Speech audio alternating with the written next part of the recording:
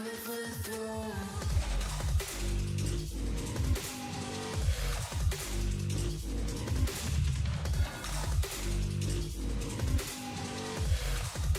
I'm coming for the throne.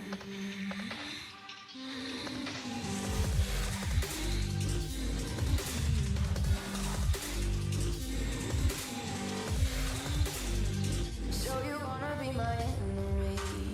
You should've known I never kissed the rain. Ice runs in my veins, won't play it safe. I don't belong with your nobility. Who died and made you king of anything? You think that I'm insane? It's your mistake. Kingdoms rise and fall. I've come to take it all. I'll take it. I've come to take it. Kingdoms rise and fall. I've come to take it all. I'll take it all. Storms coming, so you better start running. No, you can't control it in my bones. I'm coming for it, coming for it.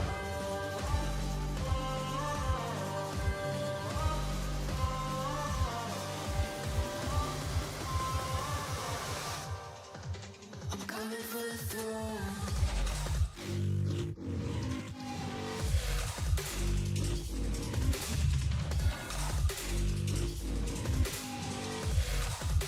I'm coming for the throne.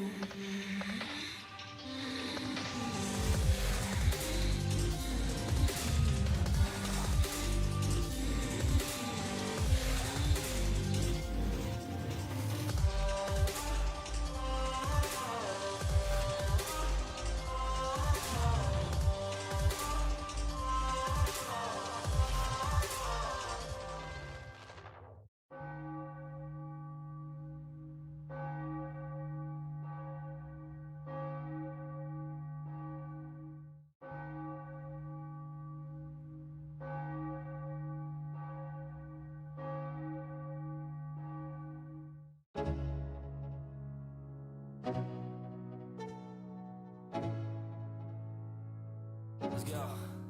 Yo, I'm like an addict, do I gotta have it. I ain't even playing, got a really bad habit. If it moves, gotta grab it. Fuse like a magnet, lose, won't have it till I'm doomed in a casket.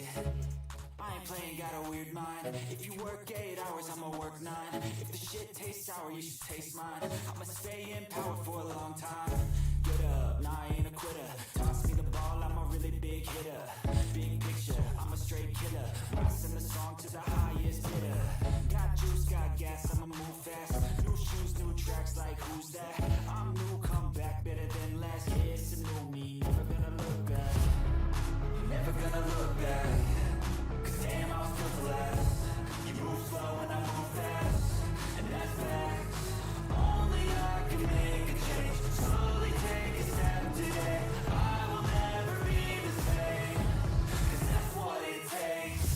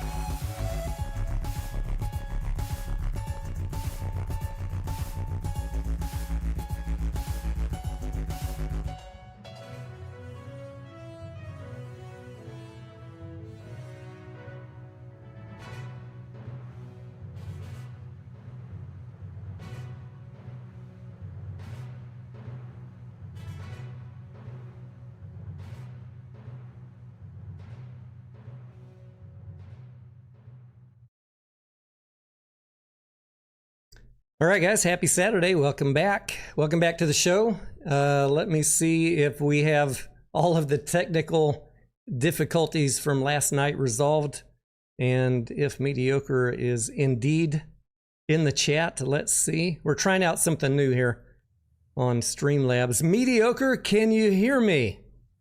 I do hear you. I don't see you, though.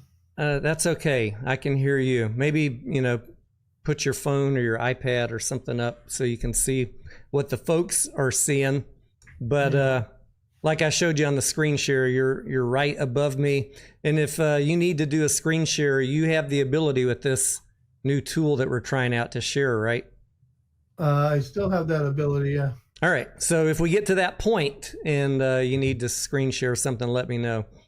No I thought, maybe since we, had difficulties with your joining the stream last night, maybe we try again tonight for about an hour and see if we got the bugs worked out. And I know you wanted to talk about ticker symbol bull, Weeble. And meanwhile, I do want to hear your DD on that because I know you're invested in it. I am not. But also there was a little bit of hot topic today on X. Someone put out some DD, which is fine. Put out your DD. Talking about a warrant short squeeze. And then I thought the whole point of talking about due diligence mediocre was to have discussion and hear out different viewpoints from fellow investors. Isn't that originally what Warren Kitty, everybody was trying to do, have discussions? Well, absolutely. You're supposed to put your best DD forward like it's a combined thing. I don't think we can learn mediocre if we're in a echo chamber, right? Is that fair? No, I agree. So I had a different opinion than a gentleman, and I shared my opinion, and I just put out a video, explaining a little more. I'm long GameStop. Here's why I think what I think, with evidence, with facts, and a little bit of opinion, and then we will find out. He was not very happy with me. All these people, when they're not happy with you, they shoot the message out to all their friends. Look at this shill. Everybody block him. How many times have we been through this, mediocre, and how many tickers where if you don't follow the cult main viewpoint, they want to just stifle any discussion whatsoever? There is a lot of cult-like behavior in the stock market. I will admit to that. It drives me crazy because it hinders people from actually learning, Tony. And I don't want to change anybody's mind. I don't want to influence anybody's trading decision, but I think we should be able to have open adult discourse and discussion about various opinions on due diligence, as long as you can back it up.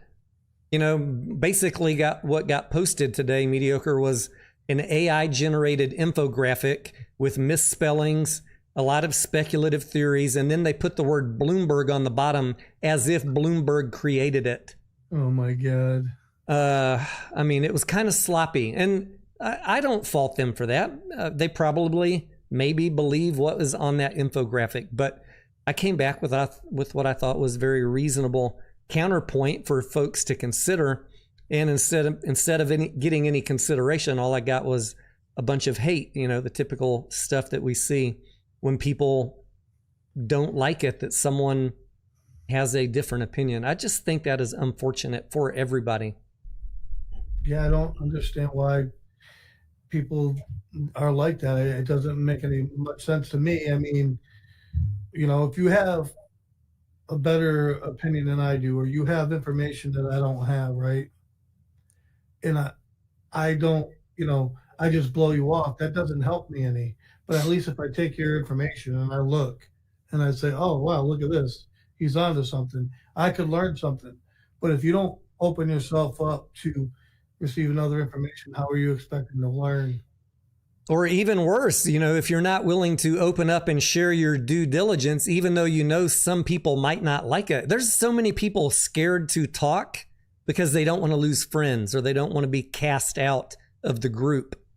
Yeah, Well, I the don't. thing is, when you talk out, people do attack you. I mean, let's be honest. Like, look, how many times do we get attacked? All the It time. gets annoying after a while.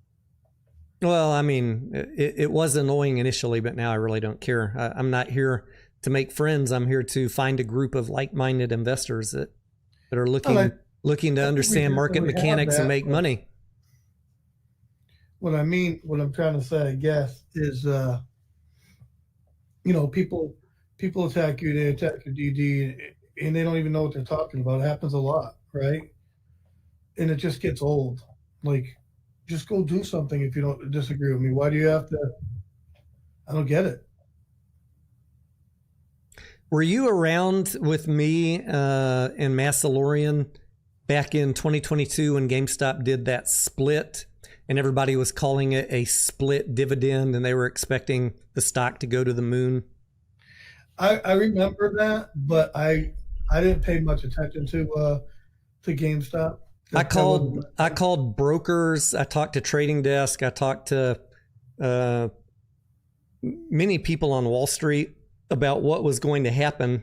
I even called some universities and I was basically asking all of these people, why do they call it a split dividend? And they said, look, all of them, pretty much told me mediocre. This was before the split dividend. All of them told me it has to do with the size, first of all. And second of all, we hate that they use that word because this is not a dividend. It's going to be treated like a regular split. That is 100% the message I got from everybody. This will be a regular split. And I put that message out ahead of the split. Of course, no one wanted to hear that. They're all like, split, rocket, squeeze, here we go. It's a dividend. They're going to have to find the shares, blah, blah, but same nonsense that's going on with the warrants right now. And then what happened? The split came and the stock tanked. And then, all of a sudden everybody's like, what happened? Obviously, it must be crime. The DTCC coded it incorrectly. I mean, if the DTCC coded it incorrectly, how come everybody I called in advance told me exactly what would happen, and what they said is what happened? Maybe people just had bad due diligence, mediocre. That's very, very possible. It happens all the time. I see that. Speaking of the Massalorian, I reached out to him the other day, and he responded to me twice. So we do have proof of life. Absolutely. Well, that is good to hear. Did he say he's going to join in on a live stream one of these days? The last message he sent me said that he was at work until 10, but he expected to call me sometime tomorrow, which is today. I haven't heard from him yet, but hopefully he comes around. Maybe he's still got his gear, and we can do a couple live streams with him and get him back and whatever. Yeah, I'd like to hear what he's been doing for the last year. Talk about a range of topics. Who cares? There's many things we could talk about. And if we want to talk about politics, we'll do it over on Rumble. Exactly. So, yeah, I think that's all I want to say about the warrant short squeeze tonight, unless people have questions. My general thoughts are in the video that I just put out about 30 minutes ago. I don't want to necessarily derail tonight's whole conversation about that, but I'm happy to go over my opinions and due diligence on it if you would like, if anybody in the audience would like. And by the way, if any of y'all want to join in on camera, let us know. Or if you would like to call into the show, I'm going to post a number up here, and you are welcome to call in as well. Tony, you know what? Yeah, what's up? I want to tell everybody too that I just finished my Weeble video probably like 30 minutes ago. It's out there if you want to check that out. What is your topic? It's on Weeble. Weeble, okay.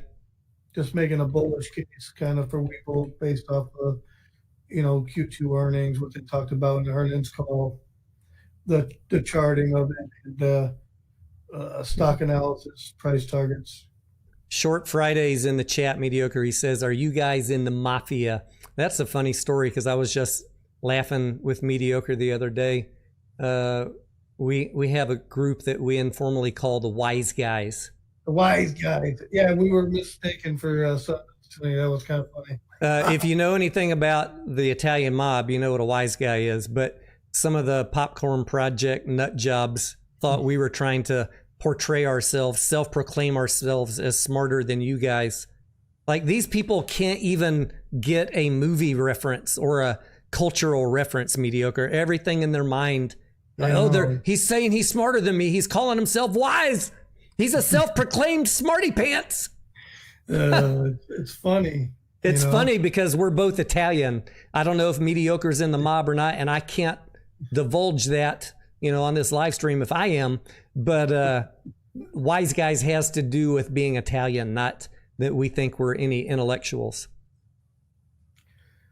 I don't even know. The mob is a fugazi, Tony. It's a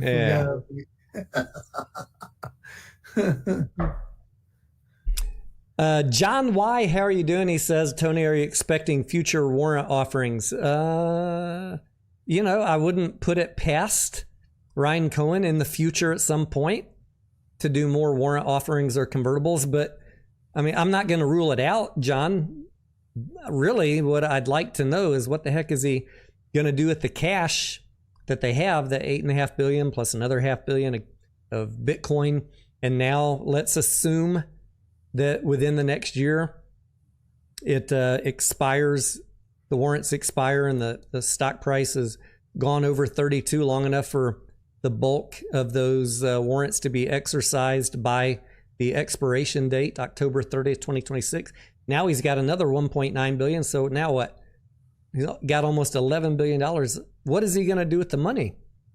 And if we still haven't heard by then, I'm going to say he's just collecting money, Mediocre.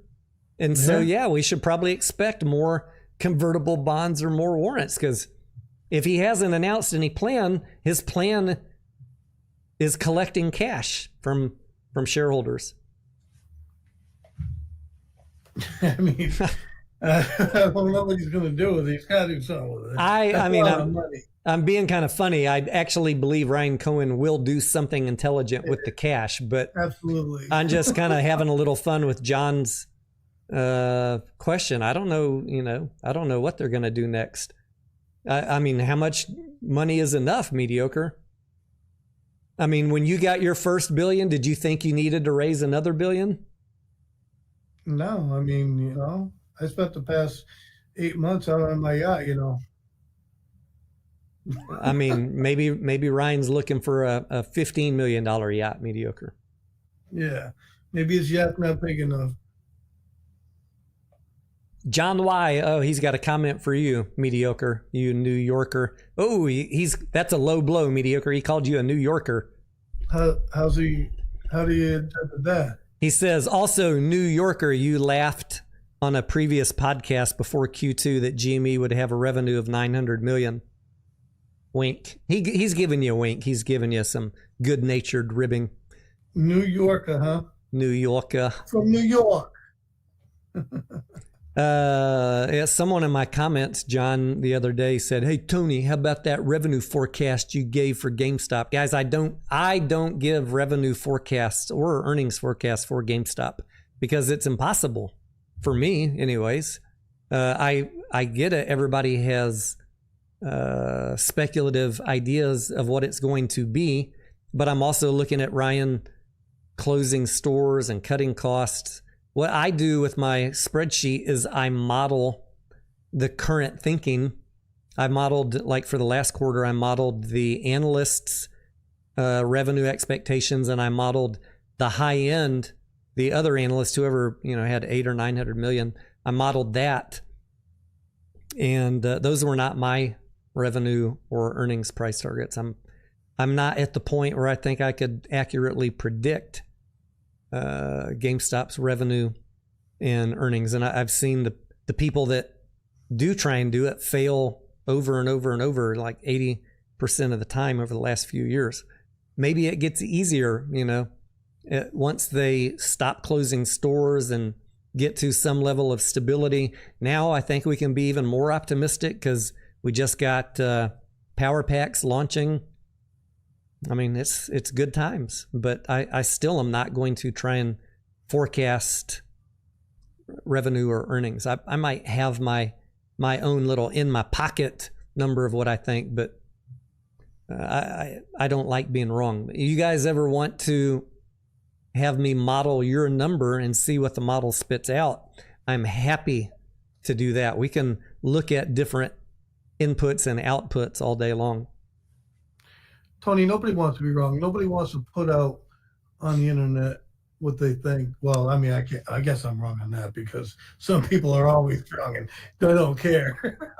That's the thing. The people that are wrong over and over and over, they just act like they never said it and keep going. And then they're just as bullish next quarter. Like, I mean, I've watched people fail in predicting GameStop for 3 years in a row on earnings and revenue. And putting it out on the internet, I hate it. You know, it's not.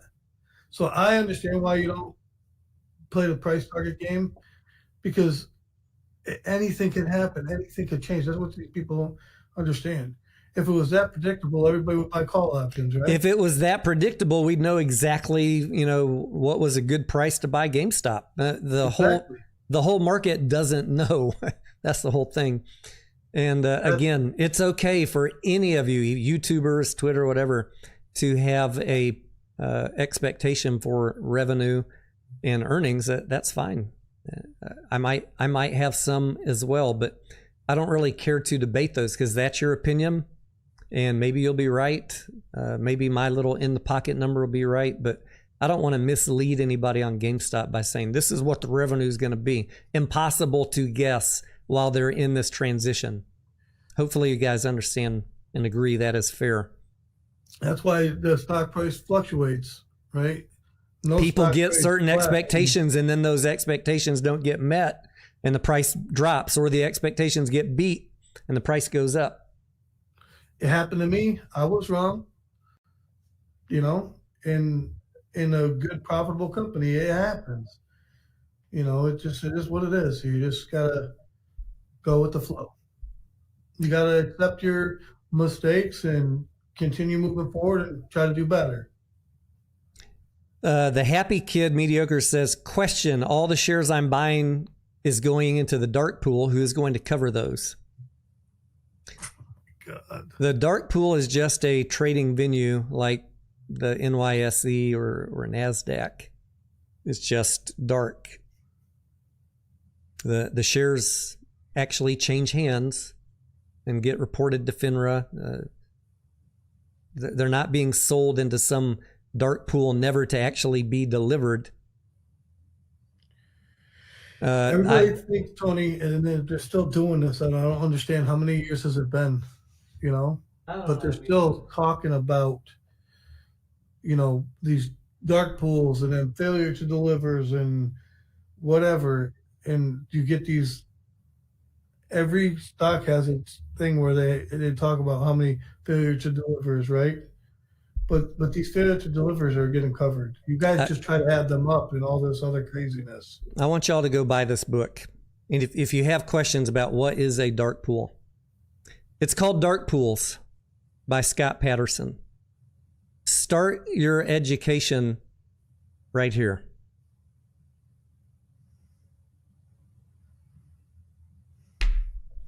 Not on Reddit. Not listening to the people to the FBI, the SEC, and the DTCC look at a blind eye at the dark pool. I mean, start at a point of education, not social media. That'd be my first recommendation. What else we got here?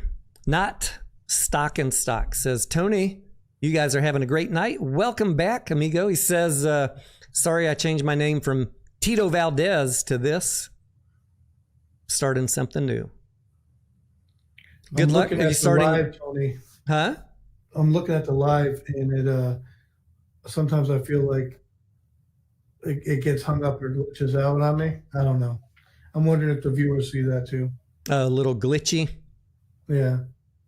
Yeah, I'm looking at it in my Streamlabs. I see a little glitch on the video piece on your side. We'll try this out tonight, Mediocre, and see if we like it or not. And if we don't, we go back to Restream. Yeah. Justin says, nothing wrong with letting cash generating more cash. That is the amazing thing about more cash. It's not like they aren't collecting at least 4%. I agree 100%, Justin. They're in a good position. The more cash they can stack, the more interest they can earn. The problem is, as I see it, just looking at social media and listening to YouTube, there are certain people who are, I'm sorry, incorrect, thinking that the market is going to give you a multiple valuation on cash. They don't understand why GameStop's not worth 50 or 70 or $100 today, because surely we should be trading at 5 times book value. That is just somebody who needs to do a little more studying. Go take a finance class. Go talk to anybody that is in finance, a CFA, or even a bond trader, anybody who is credentialed, or go take a class yourself and ask a professor. The market does not value cash at a multiple. It values cash at cash. We, as speculators, can say, I believe that if that cash is put to use properly at some point in the future, then a higher multiple can be assigned to GameStop. That is fine. I believe that. But the problem is right now we have too many people that think right now with cash sitting there, it should be trading way higher just based on the cash on hand. That is unfortunately people talking, not really understanding the topic they're covering. You don't trade at 5x book value when you don't really have earnings. The companies that are trading at 5x book value are not GameStop, and they have generally massively growing revenues, massively growing earnings, massive operating cash flow. And there's a reason they're trading at a premium, and it's not because of the cash on their balance sheet, and the value is not being derived by book value. It's being derived from earnings and expectations of future earnings. That is why I want Ryan to put the cash to use. That is our best chance to really get a new revaluation of GameStop at a higher price. What do you think, Mediocre? I think that's exactly right. You know, when he puts that money to use, no matter what he does with it, well, I mean, I guess it depends on what he does. He can't buy a failing company and expect, you know, it to grow up. But he's going to buy something that's going to, you know, add value to GameStop. And that's what I think the price will increase. Hopefully something with a decent amount of revenue, maybe a trend of growing revenue, and ideally with profits and growing profits. Right? Yeah, absolutely. Imagine not just saying we have cash on the balance sheet, but we put that cash to use, and here is the percent that it's going to throw off in terms of margin or returns. Now you've shifted the whole game for how to value GameStop. Exactly. You know, you have other source of revenue, you know, a whole nother business, you know, that can help expand GameStop, you know, what it's trading at. I mean, there's no doubt about that, right? But what are they going to do with it? Nobody knows right now. So how can you put a value on that? That's the problem. The best thing I can say about all that cash, Justin, is, you know, if you look at solvency or liquidity ratios, GameStop is bulletproof. Go back and find my video on ratios, financial ratios. There's about 5 buckets. Solvency and liquidity, GameStop is bulletproof. There is no bankruptcy thesis for GameStop. But when you look at valuation ratios, this is I'm going to keep hammering this home until everybody gets on the same page. This is not my opinion. This is the basics of finance. there are things called valuation ratios, PE, ROA, ROIC, ROE. Those are primarily the first thing that people go to figure out, in addition to a revenue trend up or down, what is this company potentially worth? Is revenue growing or flat or falling? Are earnings growing, flat, or falling? What are the returns? That's the first step that everybody does. How many analysts have you ever known that say, oh, we're gonna talk about the valuation of Palantir today. Johnny, how much cash do they have on the balance sheet? Nobody fucking starts their conversation like that. Just dipshits on YouTube. It's because it's useless information. We know we know GameStop has a good balance sheet. Now let's focus on earnings so we can get a increased valuation on the stock price. And it's future earnings, really, what you're looking at quarter after quarter, right? You want to know after your quarter's over, you get your quarterly results. You're looking, what's the projected for the next quarter? Yep. That's where it matters, right? Yep. Al says, question, if I buy more GameStop tomorrow, will they clear and be able to still get the warrants, or is it too late? Al, you're going to want to look at the calendar that I posted for your very question. I preconceived your question in the video I just posted an hour ago. But to answer, since you're here, Thursday, October 2nd, you must buy on or before that date so that it can T+1 clear and be in your account by the end of business on Friday, October 3rd. October 3rd is the date of record, the ex-dividend date. That's a Friday. Just to recap, because I know some people don't believe me, but go check. When dividends are distributed, including warrant dividends, the stock price is adjusted down by the value of that dividend, be it a cash dividend or the fair market value of the warrant. And so there'll be some assessment made of what those warrants are going to trade at. And I would imagine on Monday you'll see GameStop trading down minus, because it'll be ex dividend on Monday, trading without the dividend included. The price will be adjusted down. Let's say the dividend is worth $3, covers 10 shares, so a 30-cent per share reduction. We might not even notice that on Monday because of the excitement. If everybody's piling in the stock, that might just be a possum in the road. We run over it and didn't even notice. Mediocre. Yeah. But there will be a price adjustment. And then we expect the warrants will be distributed and available in your account on Tuesday the 7th. And then it gets fun. Yeah, I'm waiting to see what happens. But I have a bunch of buddies who are ready to roll. We're at T-10, JD, T-10 days. So ex-dividend is Friday, October 3rd. And the distribution date is Tuesday, October 6th. We still got 10 days to go. 7 days to go. 6 days to go. 5 days to go. This Thursday is when you got to buy. If you're trying to round out your lots to make sure you get the full amount of dividends, you want it divisible by 10.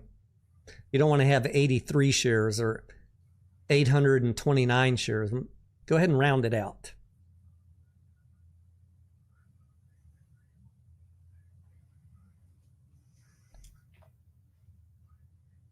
Not Stock says, I guess the real question about cash is what will make that cash dollar amount more valuable? Could it be inflation everywhere else? Maybe it could be Trump's stablecoin idea. I mean, those are all good questions. One thing that will make it less valuable is the Fed cutting rates.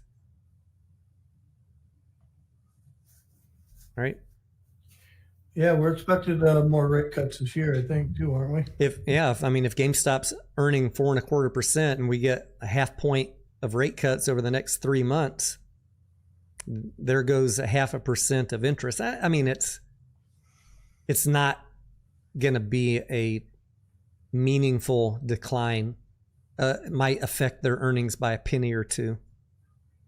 I'm not waving red flags here, but rate cuts will negatively impact them if they're just sitting on the cash.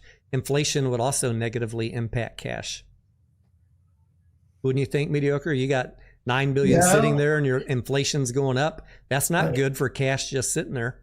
The thing is I'm not a fan of cash just sitting there at all, you know? And I mean, you could look at what Adam Aaron says, right? Adam Aaron says cash is king, cash is king. He's saying that because he needs to have cash for the balance sheet, right? He's in a totally different dilemma than GameStop is, right? So GameStop has a lot of cash. They're not necessarily burning so much cash, but that cash isn't making them a ton of money. Like, if that cash was working, it'd be making them money. That's what I'm trying to say, right? Like, cash just kind of sitting there, you're getting minimal interest. And the reason I said earlier the market doesn't really value cash is, like, you know, the YouTubers, the other ones will tell you everybody wants to invest in GameStop because they have $9 billion cash and that's safety. You know, if you have a bunch of money to invest, why are you going to hand it to a company that's not doing anything with their cash? You could take your money as an institution and just go buy your own T-bills at 4.25%. Exactly. Without any of the risk of GameStop. So what institutions want is returns on that cash that exceed what they could go out and get on their own by putting their money in T-bills. They being institutions. They want to see that. They want to see your growth plan. Don't tell me your plan is to get the same rate I could get if I invest my money. And I do think GameStop will get there. I do think that they are working on something. That is the reason I'm in the trade. Unless the price really runs up and I haven't heard anything from them, I might sell and step out of the trade for a few weeks and see what happens. We'll see. I'm not there yet to the sell point. The price is it's up about $5 from where I bought in.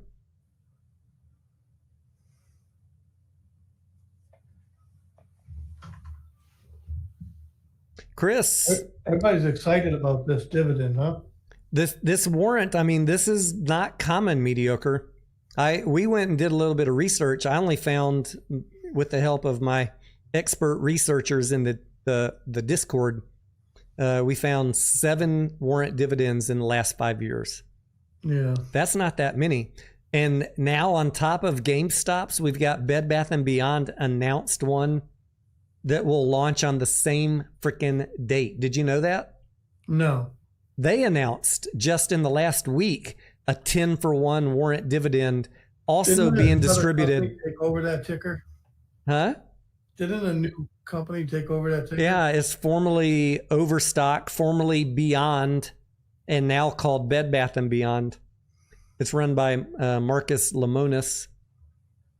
You might know him from his TV show called The Prophet, or now The Fixer. Also the CEO of Camping World, the guy that he flies the American flags, the big ones. Mm-hmm. At any rate, I'm curious, you know, what his whole game plan was with doing that at the same time as GameStop. There's a lot of tinfoil out there, Mediocre, thinking, you know, this is all some plan tied in with the now defunct, bankrupt Bed Bath & Beyond, aka DK Butterfly. And Ryan Cohen, you know, they've all been secretly conspiring, and it's all going to be unveiled on October 7th. Or it could just be Marcus riding the coattails of GameStop. You guys killed me. Yeah, I mean, the theories are wild and abundant out there. It could just be Marcus is riding the coattails of GameStop. Here I am, Tony, just talking about Weeble. Yeah, let's talk about Weeble, because we've. Let me see if we got any other pressing questions here about GameStop, and then I want to give you a minute. Subject. I was just being a smart ass because, you know, I'm not in the loop with half of this stuff. You know what I mean? Roy Rogers says, what about GameStop creating their own in-house logo 1-ounce silver coins to buy and sell at the stores? They could even buy that silver from Highcroft Mediocre. Just coin stores are not always honest and sometimes not even nearby. Seems like a great deal for GME. I mean, I think I see where you're going with that. Mediocre, have you seen Costco selling these silver bars? I don't hear you. Have you seen Costco selling silver bars over the last year? Oh, yeah. They were selling some silver and some gold, weren't they? I don't remember gold. Maybe they were, but I mean, they were. I think maybe the concern I would have with GameStop would be people stealing silver coins, employee theft. Yeah. But I guess if you kept I mean, how many do you keep in stock? I mean, hey, try anything. I'm not going to say no to any idea, Roy. Certainly would generate some revenue. I don't know what the markup is if you're reselling silver. 10%, 15%? I don't know what the markup is, but I know that the silver prices are up. We could make GameStop into a silver pawn shop. Bring in your used silver. We'll test it. We'll grade it. We'll have it tested by PSA. We'll give you an offer. And you can then use that to buy one of our GameStop silver coins, Mediocre. I mean, I collect silver and gold. So, it would bring in traffic for sure. So does Rolf. Me and Rolf were showing our silver and gold stacks the other day in the Discord. I got some nice pieces, Tony. I found some silver in my night chest drawer, Mediocre. And they were old necklaces and shit, earrings that belonged to an ex-girlfriend. Somehow got left at my place. She's like, I don't want these, blah, blah, blah. Well, they weren't from me. They were from someone else. She's like, I don't want these. Do whatever you want with them. And they just been sitting in my drawer for about 10 years. And since silver was up, I took them to the store the other day to see if I could get my $50, whatever, $45, whatever silver's worth. And he's like, nope, sorry. Silver plated. It's not worth anything. No. 10 years I've been having that shit sit there and not worth nothing. Dude, I got stacks, I shit you not, of John F. Kennedy quarters. Hey, Roy Rogers, I like your idea, though. Put Ryan on a coin. Put his underwear on a coin. Put a stapler on a coin. That shit would sell. And why can't we get some GameStop T-shirts back in the store, too? They might be $50. Let me go get a couple. I'll show you. I'll be right back. Yeah, please do. Chris says, if you visit enough coin shops, you'll figure out which ones do you right. I know a dealer that always pays spot when I decide to sell. As long as they are cheaper on the premium than APMEX, it is a buy. I had a client of mine, Chris, some time ago that wanted me, this was back in COVID time. She's like, Tony, I want to buy a bunch of physical gold and silver. Call around and get me the best price. Lord, man, they take their cut, then the shipping and the insurance. I was like, why don't you just go buy an ETF? Honestly. She did not end up buying the silver or gold in an ETF or physical. But man, they take a cut. It is good, Chris, to have a quality, trusted party that you can purchase from if you're trying to hold silver.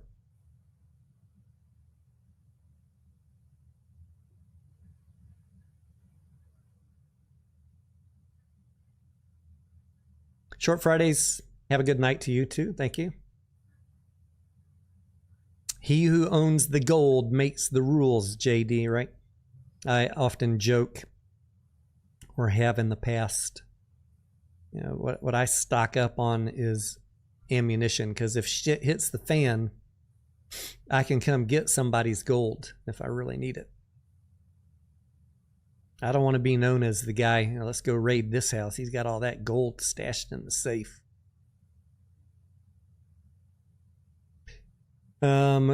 Mediocre, when he comes back, he's going to talk about silver for a second, and then he wanted to share some due diligence with you guys on Weeble, ticker symbol BULL.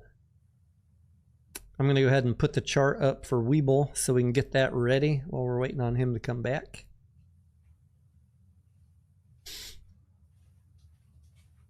I believe analysts have a $18 price target for Weeble. All right. So I'm back. All right. What you got? I just grabbed a handful of just coins that I collected. Like, you know, I would do this thing where I would go buy like $50, stuff like that. But here's one of the ones that says silver. Oh, yeah. You see that? Yep. Here's the back of it. I think this is $1. I'm not sure. Okay. Like this is a quarter. I think this is Susan B. I don't know what that is. Now, do you go buy those or you just find them when you're out? I just find them. I look for stuff like that. My kid's really good at it. But these are all real, you know, silver. Like, here's another one. I think this is $1, but I don't know.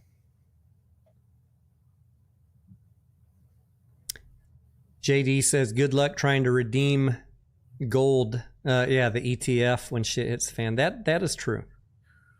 I 100% agree with you. I know what you're saying.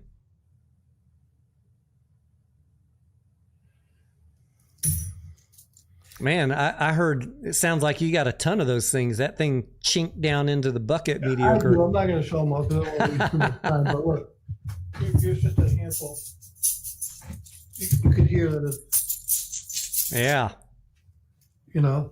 So I'll put those back. But I have like a couple jars full of shit like that I don't even really count. It looks like you have a collection that puts the ape father to shame, mediocre.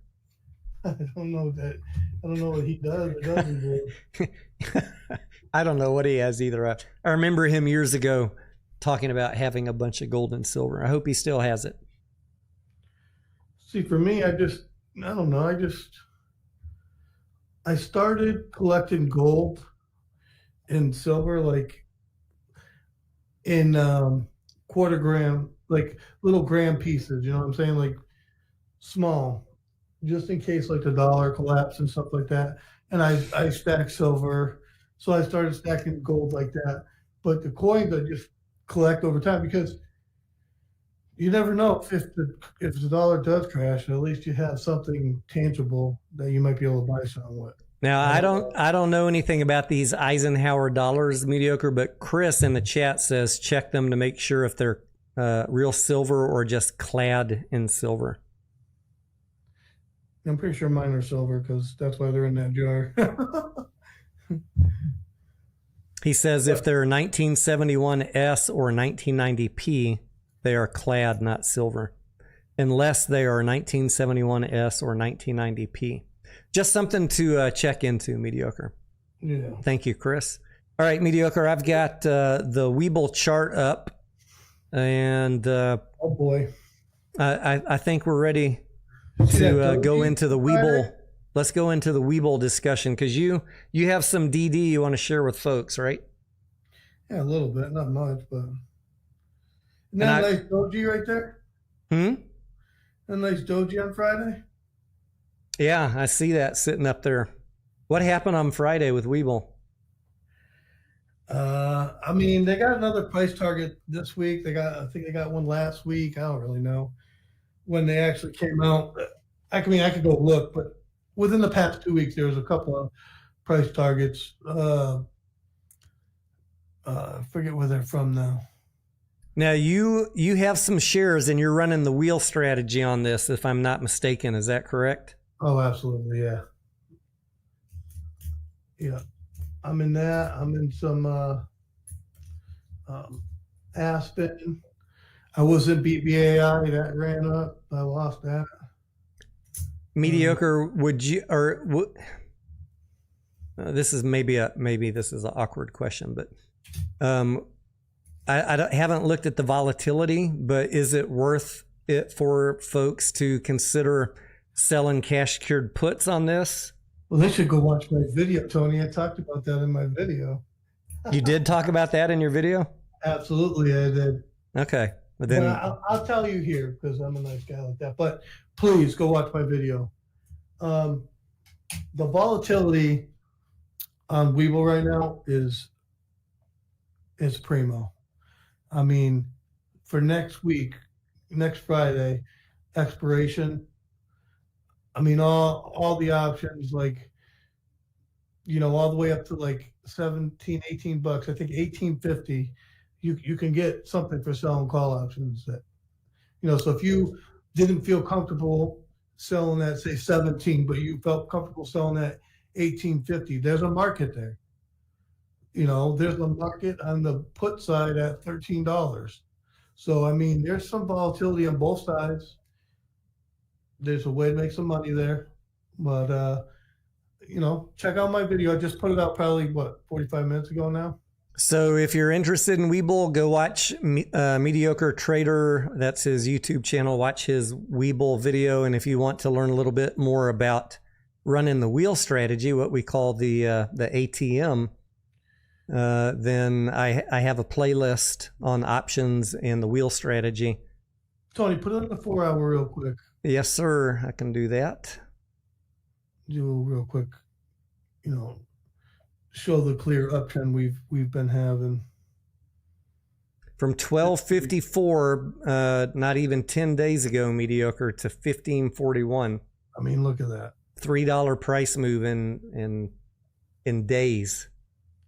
So I also do something else, Tony, which I don't recommend people do unless they have the knowledge, right? But I also do what's called a poor man's covered call. So to be clear, right? Like my shares are underwater. Like I own them at 15.50. The reason I own them at 15.50 is because I got big money to sell 15.50 puts before the stock price crashed.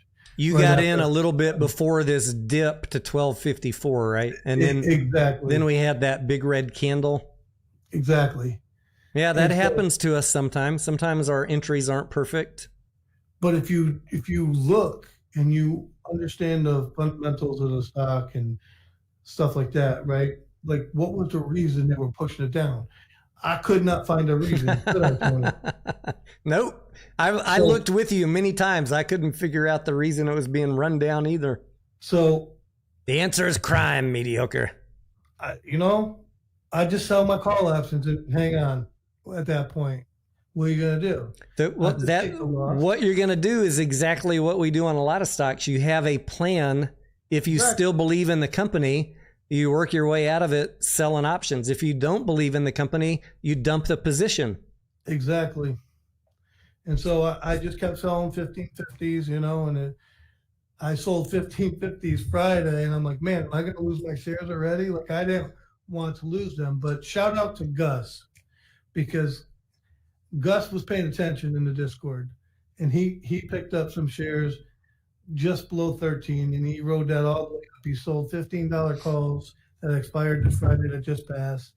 Now, Mediocre, people would say you're only making pennies doing that. Yeah, I know they say that. It's funny. These wise guys, they're just making pennies. I'll just tell you, if you sold Monday morning 15.50 calls, if you had shares and you sold 15.50 calls for Friday, you would make like 75 cents a share. It's crazy the amount of money. 75 cents a contract, 75 bucks per share. Per share. Wow. Yep. That's what they're paying the premium for 15.50s. I'd have to go look. Let me look real quick. So I'm not lying. I have it in my video, but I'll check real quick. Zachary says, I never understand naked covered calls. They're either covered or they're naked calls, Zachary. We're not allowed to sell naked. Everything is covered. Yeah, we will typically do cash secured puts to get a entry into the trade, Then once you have your share, you could sell cash cured puts over and over for weeks or months, just collecting money. That's what we call half of the ATM. But if the price ever drops below your strike price, your cash goes to your broker and they give you the shares. And then you just start selling covered calls. So right now, those are covered calls. 1550s for next Friday, Tony, are trading between 70 cents and 74 cents a share. That's pretty nice. So, you know, if you wanted to exit at 1550, if you thought it was going to close above 1550, right? If it closes below, that's free money. So, you know, per contract, not per share. Contract. That's $75. And if you sold 10 of those, that's $750 in a week. So the other thing is, you got, you know, if you want some price appreciation, which is what I do, you know, you sell with 1650 or whatever, you know, that's gonna get you 44 cents. But if you don't own any shares and you're interested in the stock and you know, you think you like it, whatever, you don't want to buy it at the open market, you just turn around, you sell cash secured put, start your position that way. So mediocre, let's talk about your thoughts on Weeble, because we keep on looking at one thing that, you know, we were fairly bullish on Weeble is the analysts have a price target of what, like $18? You got right here, I got on stock analysis, it says Rosenbaum, Chris Brendler, he's got a $19 price target. In Northland Capital Markets, Mike, he's got an $18 price target. So that gives you a little confidence to that the price over time will be moved up. Yeah, I mean, I'm not expecting to do it overnight. Right. I mean, that's a 12-month price target. It doesn't mean that you expect it to go to 18 next week, but it's better than being in a position where the analysts have a $7 price target on Weeble, right? Yeah, absolutely. You'd be looking at the trade completely differently, like, oh, fuck, I fucked up. I'd be checking the financials to see what the hell they're looking at. You know? Yeah. It's like, what's Aspen at? Let's look at Aspen real quick.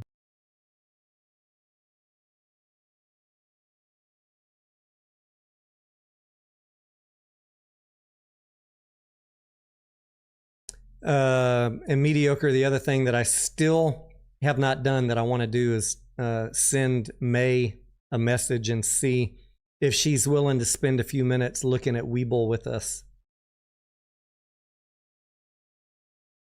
Oh, we lost mediocre. What happened?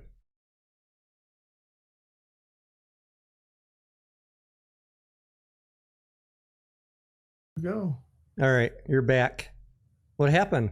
I don't, that's weird. I was saying one thing that I have been telling you that I'm going to do, which I have not done yet, is send May a note and see if she'll come sit down with us, maybe on a live stream, and look at Weeble. Yeah. She's way quicker at analyzing these financial entity stocks and getting to the meaningful meat of what is important in their financials. The financials on banks and brokers is a little bit different than looking at them on a regular company that sells products or services. I wouldn't say it's in my wheelhouse just yet to quickly analyze them. Hold on, let me go to FinViz real quick. We'll go take a look at Weeble on there real quick. Hang on. Let me see. All right. So here's one of the things I like about Weeble, right? It's got a share outstanding of just under 500 million shares. Yep. Okay. 494.5 million. All right. But the share float is only 173 million. So even if you have some dilution, right? As long as they don't dilute all the way up to the 500 million, we've done this before. Your chances are going to be okay, but I don't really see them diluting. And they said in the earnings call that they're only going to do that as if they need to open up a new project in another location or whatever, because they're worldwide, but they're working on other markets across the world. So the shares outstanding and the shares float, that tells me that like 320 million shares are owned by insiders, right? Yes, and that's the thing, is they just got the okay to sell up to 25% of them, Okay. right? So that's what everybody is kind of scared about. Like some of those insiders who, what are they, when it was a SPAC? Yeah, They- I think it was a SPAC before. Right, so when it was a SPAC, the initial investors, they have a right to sell up to 25% of their stake. I think that came out. Don't quote me on it. I'd have to go reinvestigate that, but I'm something along those lines. I'm looking here on FinViz, the return on assets, equity, and invested capital are all negative.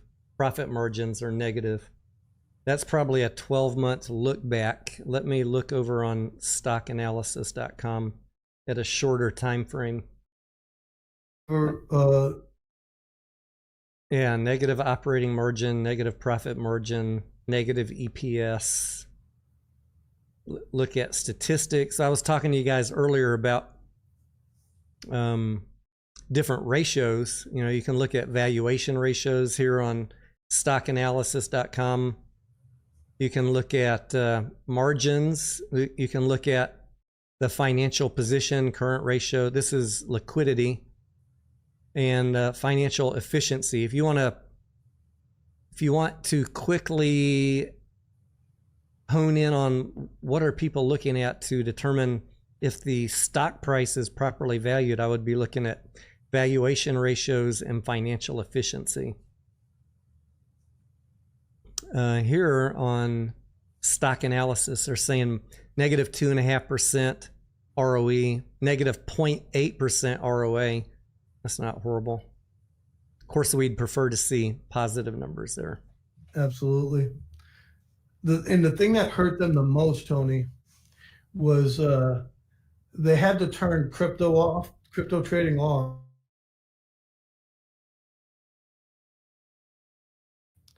They were kind of forced to shut the.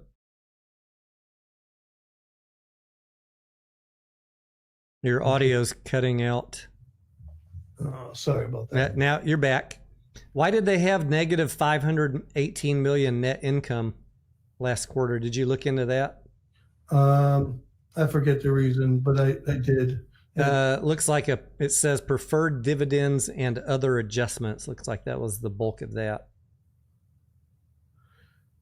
But what I was going to tell you is the Biden administration wasn't so nice about cryptocurrencies, right? Yeah. Weeble was kind of forced to shut down their crypto trading on their apps, and they just get those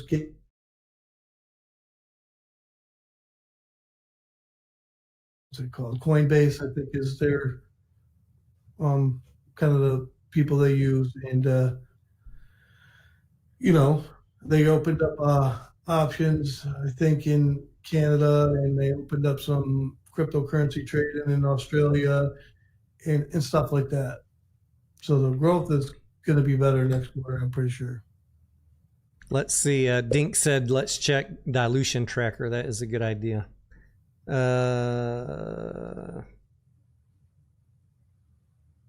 I'm not seeing Dink.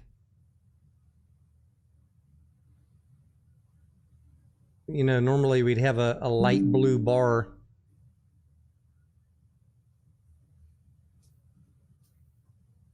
I'm not seeing potential dilution on here, but I thought I read in one of the news that there were some potential dilution. Maybe I got confused by what Mediocre was talking about earlier about potential insiders converting shares.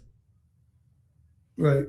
And selling into the market. That's a possibility. They do have this equity line, the SPA agreement for $1 billion. That's the other thing that I need to go look into.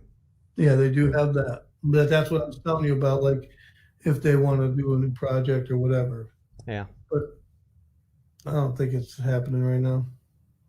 All right. Well, one of these days, Mediocre, I'll have a few extra hours to go in and do a little more digging on Weeble. Meanwhile, thank you for bringing that to people's attention, especially we like these high IV trades. We don't, we can't make any firm predictions about dilution, but you're bullish because analysts have a higher price target than the current price, and Weeble recently added crypto back in, right? Right. I think that we kind of stick around in this range, you know what I mean? We just bounce in the supply and demand zone, between say 17 and say 13. And as long as the IV's high, you keep selling covered calls, and when the IV kind of fades, then you move your money out of shares and go find the next trade. Absolutely. Hopefully we get some price appreciation out of it, and that's where we're at.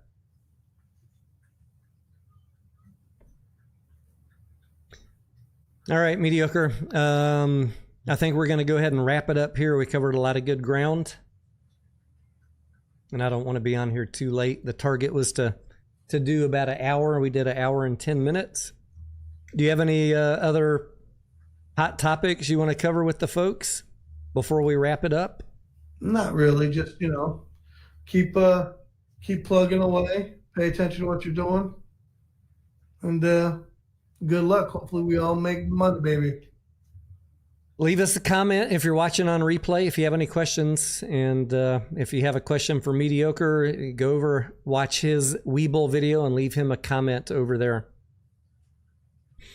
Chris says, we got a parting question here. What do you and Mediocre think about buying GME warrants instead of shares to capitalize on the potential rise of the stock? My top of mind thoughts on that, Chris, is if I'm buying warrants, that's about the same as buying a 1-year leap, which I could go do right now while the price is at $26.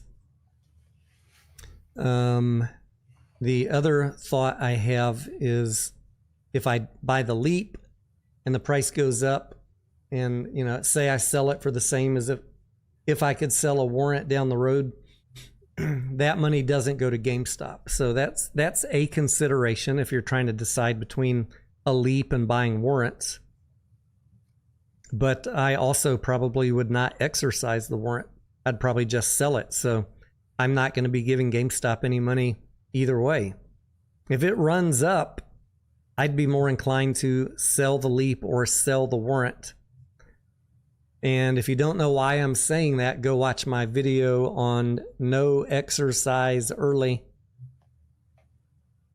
If you sell the warrant, if you exercise the warrant early, you are saying to yourself, I'm going to give up, wash my hands, don't want all of the time premium profit. If the warrants run up, and you think that they're likely to come back down, sell the warrant, rebuy them, or just sell the warrant and keep the money. But if the warrants run up and then you exercise, you're just getting shares at 32 and you're giving away all of that time premium. You're trading in your warrant for a share at $32, potentially giving up a year of time value on it. I mean, those are things to think about. And if that doesn't make sense, watch my video on no exercise early and then go ask Grok or Chat GPT, is Tony Denaro full of shit?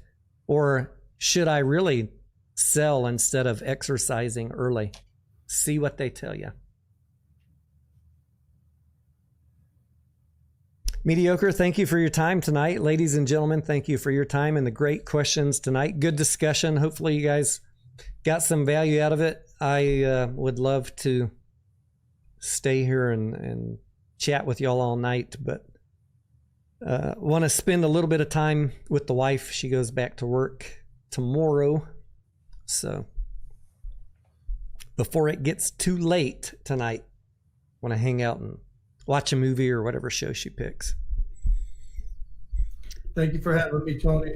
I appreciate it. And let's see if we Good can, night, everybody. let's see if in the next couple days we can figure out how to get this new software we're trying to work out where you can live stream it too on your channel.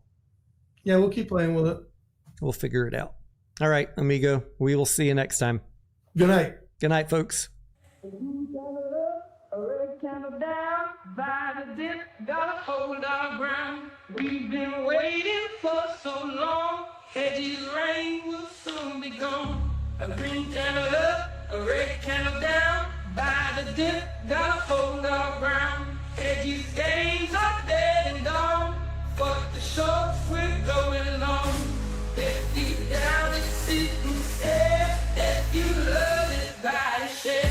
A green candle up, a red candle down, by the dip, gotta hold our ground. We've been waiting for so long, hedges rain will soon be gone. A green candle up, a red candle down, by the dip, gotta hold our ground.